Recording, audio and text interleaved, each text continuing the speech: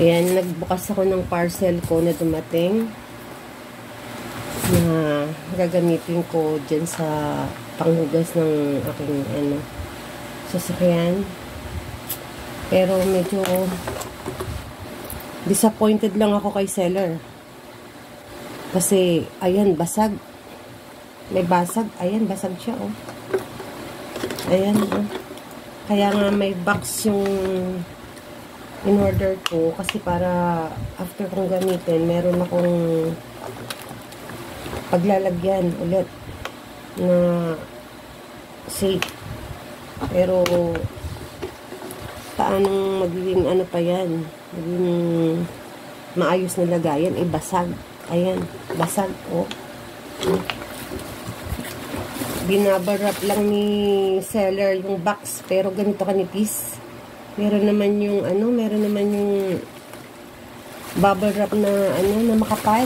Dapat dinobliman lang niya sana. Naging irresponsible naman si seller. Nakaka-disappoint naman. So, ito. Ewan ko kung kumpleto at gumagana ito. First time ko kasi mag-order ng ganito. Tinry ko lang kasi sobrang hina ng tubig dito sa amin. Hanggang ngayon. Lalo na pagka umaga. Alas 10 na talaga ng gabi kami nakakagamit ng malakas na tubig. So, naisipan kong mag-order ng ganito. Yung portable washer sa car. So, hindi ko alam kung gumagana to. Mamaya iti-testing ko. So, may pa-free naman siyang gloves. Hindi ko rin alam kung kumpleto to.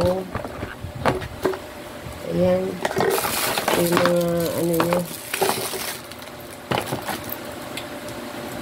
So, medyo hindi yung quality niya. Oh my God, seller.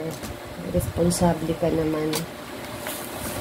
Alam mong madali lang namang mabasag pag mga ganitong plastic. Hindi mo man lang binalot ng maayos.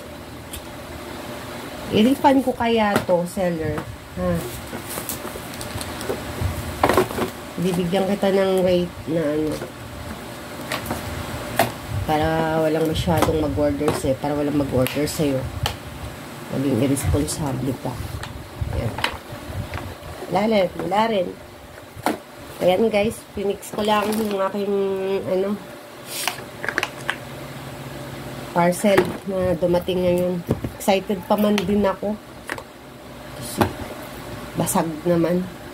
Nakaka-disappoint talaga. So, ayan guys. Thank you for watching.